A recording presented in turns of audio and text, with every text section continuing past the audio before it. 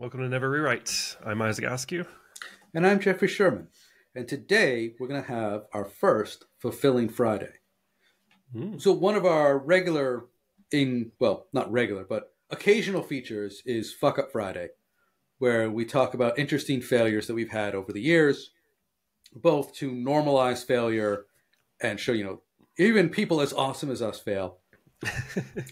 And what has happened is we have run out of good failure stories. Not that I don't fuck up all the time. Yeah, I succeed. Just keep winning. So much winning. No, I mean, I screw up all the time, but most of the time it doesn't result in a good, interesting story. Yeah, it needs to be something dramatic. Like one of them was the whole FBI raid. It's kind of hard to top that with I pushed a bad thing I had to revert yesterday. That's not as exciting. Yeah, I pushed something where I inverted an if statement with two ands, and then I made it an or, but I only negated one side. You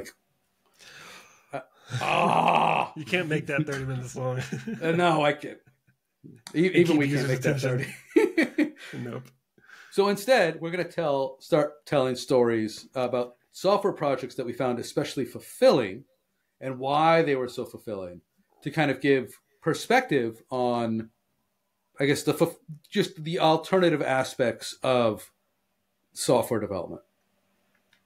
And so this story comes about 10 years ago. I worked for a company called Guaranteed Rate, and they were the 8th largest mortgage broker in the country. And a mortgage broker, those are the people that you get a home loan from. So you buy a house, they get a loan.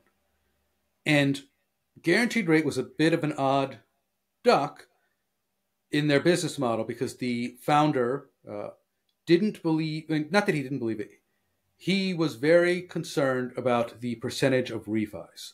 So people typically get a loan for two reasons. One, you're buying a house, or two, interest rates have gone down or something else happens and you can refinance the house. You take an existing loan, you convert it into a new loan. And what happens, there's a boom and bust cycle where when times are good or when interest rates are dropping, it's very easy to convince people to refinance their house because it's a good, it's a very positive thing for them. And then what happens is if you're doing a lot of business in refinances, when interest rates level off, refinancing stops and you go out of business. Okay. And so Guaranteed Rate was very, very strong and very highly biased towards building relationships with realtors and being a very strong advocate for the buyer and, focusing mainly on purchase. So where a typical firm might be 50-50 in a regular environment, purchase and refi, and a firm that's going to go out of business when that bust hit would be like 2/3 refi, 1/3 purchase.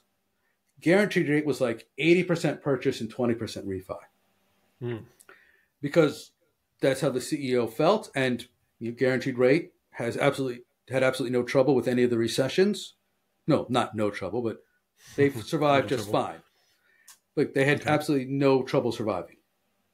They did layoffs because the market contracted, but they didn't, they weren't at risk of going out of business because people are always going to move and they're always going to buy houses. Right. And because of this, so I was involved in the loan CRM system. So I was managing the system that had access to all the historic loans that we ever did. And what I realized was, hey, we should be doing these refis. I could take the data that we have. So it's like, we gave this person a loan a year ago, 2 years ago. If everything has stayed the same because they've been paying down the loan and, based on what current interest rates are, could we refinance this person? Okay. And remember, for a refinance to go through, it has to be good for the customer. Right? So the main reason you would do a refinance would be to save money. So if interest rates have dropped 50 basis points, 0.5%. Sorry, a basis point is 0.01%. if they've gone down a basis point, 50 basis points, you can generally refinance a mortgage, and the savings, it will save the customer money within 6 months. That's good to know, considering I just bought a home at a very high interest rate. Yeah, as soon as interest rates go down, you should refinance. Will do. And tell me more. I'll tell you more offline. But if your broker, if whoever sold you the mortgage is smart, they will come out. They will reach out to you. Because, just a side note on the mortgage broker business, a mortgage broker borrows money from a bank, sells you a loan, and then sells your loan to a different bank or a different investor. They don't typically hold on to it. And so there's no value to them to hold on to your loan at a higher interest rate and hope that you don't refinance. So refinancing someone, for them, it's a win-win-win. It's good for the customer, the borrower. It's good for the borrower. It's good for the broker because they get paid. And it's not so good for whoever bought the first mortgage, because now that mortgage gets paid off and stops producing money. Right. But you should expect that whoever bought that mortgage priced that into the value of the mortgage. So you're saying, like, if the person who gave me this mortgage currently at this rate, they've already assumed that by the time I want to refinance it, they'll have made enough money to make it worth their while off me. I'll use basic numbers. So let's say you borrowed $100,000.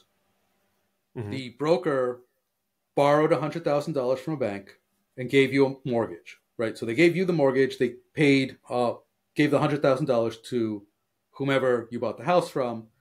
You signed a piece of paper. They took this piece of paper that says Isaac is going to pay $1,000 a month for the next 30 years.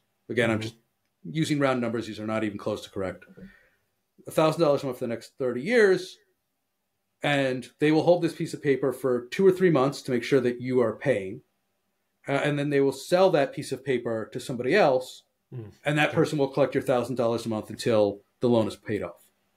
Right. And that person has a model that says, what are the odds that Isaac is going to pay off early or default or pay to the end? And so that person who bought the piece, the final buyer of that piece of paper probably paid, say, $115,000.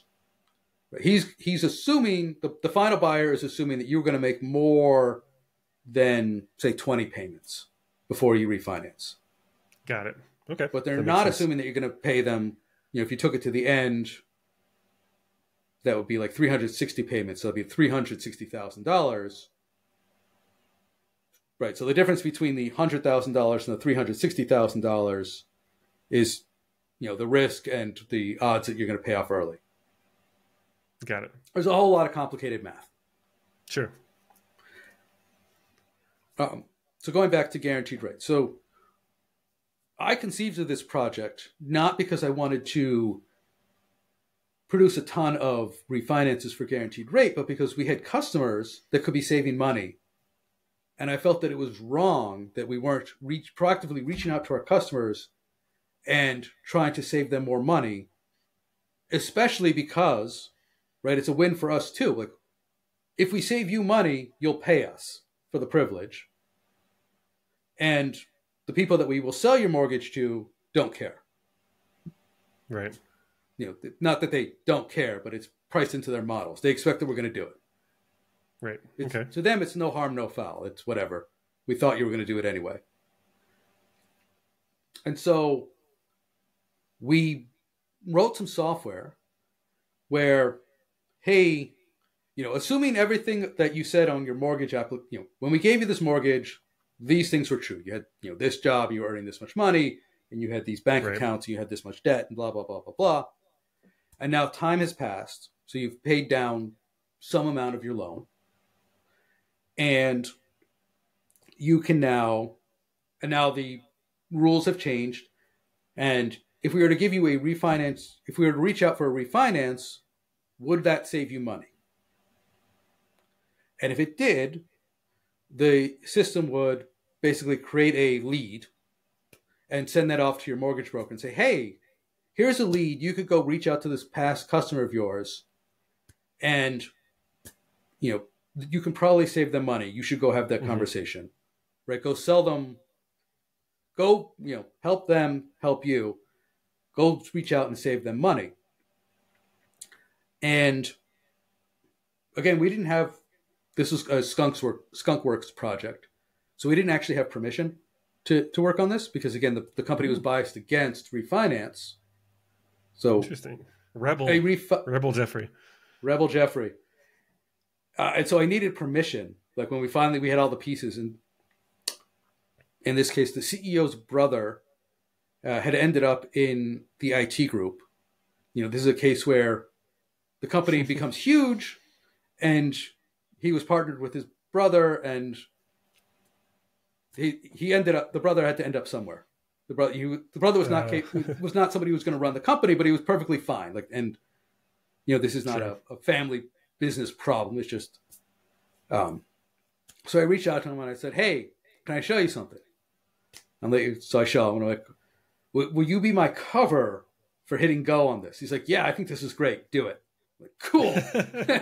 Okay. So using him as my proxy, my beard, as it were, we hit go, and the emails start flowing out. And I when I say Skunkworks, I should also be clear that this is a heavily regulated industry. So everyone knew we were, not everyone, but lots of people knew that we were doing this because we were talking to the legal department. Can we do this? Because there's a lot of regulations. And what we can do and what makes sense to a programmer are two totally unrelated things. For sure. It's a law and it's a regulation, and what is rational and what is legal. Right. So we send these things out, and the company closes an additional $1 billion in refinances over 3 months, which is cool. The company made a lot of money doing that. Mm-hmm. But what was really cool to me was, because we ran the numbers, our customers were saving $1 million a year in interest payments. We had knocked $1 million in interest payments off of our customers' monthly payments. Mm-hmm. So that's like $80,000 a month, every month for forever, basically. Right. So, and just to make sure I'm understanding this correctly, essentially, you basically your company was scared of refinances, but you're essentially making the case that if we just go ahead and help them refinance with us, essentially, then we can keep them before they decide to leave for someone else, giving them the interest payments and save them money, essentially. Correct. Yeah, it's not that they were scared. They were scared of pursuing them too hard. Mm-hmm. And so all the systems at the company pushed the loan officers to do new business. And if they did refinances, that was totally fine, but none of the systems were pushing them to do refinances. Got it. So they're essentially retaining customers by extending, refinance them before they get too wise to do it themselves to go ahead with someone else. And then you're still collecting interest payments from without having to lose everything because someone else has the piece of paper. Someone else owns the loan. Well, no. Because remember, we're a mortgage broker. We don't we don't hold the paper. Ah, okay. Yeah. So we only make money by selling you the paper. We make money. I make money by selling you, Isaac, the paper, and then I make money by selling Isaac's paper to somebody else. Got it. So if you refinance, that's no skin off my back because I don't hold your paper anymore. Got it. Okay. Man, the whole house buying, mortgage, selling loans industry is something else for me. Okay. It is. And I'm talking from the perspective of a high quality, highly ethical company, which is unusual in that space. the reason that there's a lot of regulations and rules is because it's a highly unethical space. So while we were only reaching out to do refinances that were guaranteed to save the customer money inside of 6 months, the law only says it has to be save the customer money eventually. So other people, and again, the fact that there's a law that says it has to save the customer money should give you an idea of what happens. Yeah. We see that with student loans now. Yeah. Predatory loans that can never... Home buying is full of predatory people. And... But again, Guaranteed Rate is not a predatory company. Highly ethical and upstanding. Yeah. You got to say that for that. Oh, well, it's true. And they should get credit for it. I'm just messing with you. I love my previous company, and everything they did was legal and great. Signed, Jeffrey. I would say that everything that they did was legal. And I enjoyed the time, most of the time that I worked there. Awesome.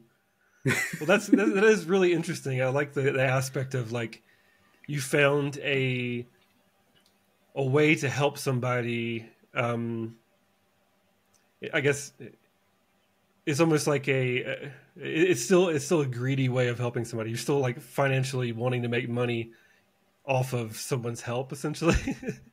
But there's an interesting intersection there of how can I make things better for you while still profiting for myself? And that's kind of the sweet spot, I suppose. Well, yes and no, because in this case, I conceived of the project. I convinced a few other developers to help me, and we didn't get anything from that.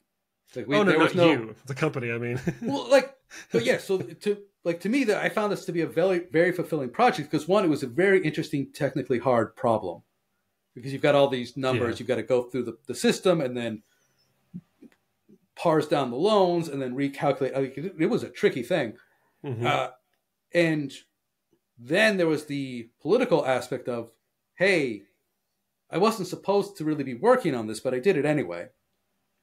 And now I want to basically get these leads to the loan officers. And once you put the lead in front of the loan officer, I can count on them to fairly well, they're salespeople. Yeah. If I give a good lead to a salesperson and they don't close it, then they just weren't a good salesperson, and there's nothing I can do about that. And that, literally, I think we produced $10 billion worth of leads, and they closed $1 billion.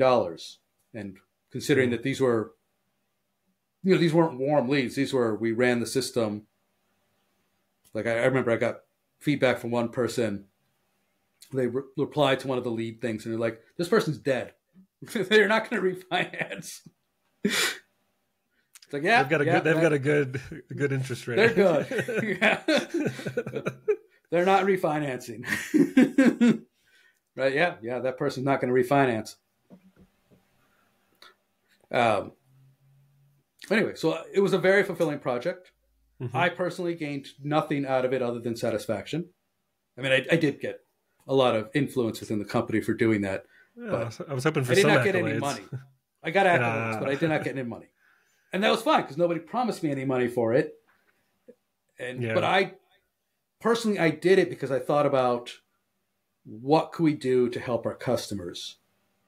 And to me, I did it because I'm like, oh, look at this. We could save our customers $1 million a year. That's awesome. Yeah. And by doing so, we can also make a ton of money. Even better. Yeah.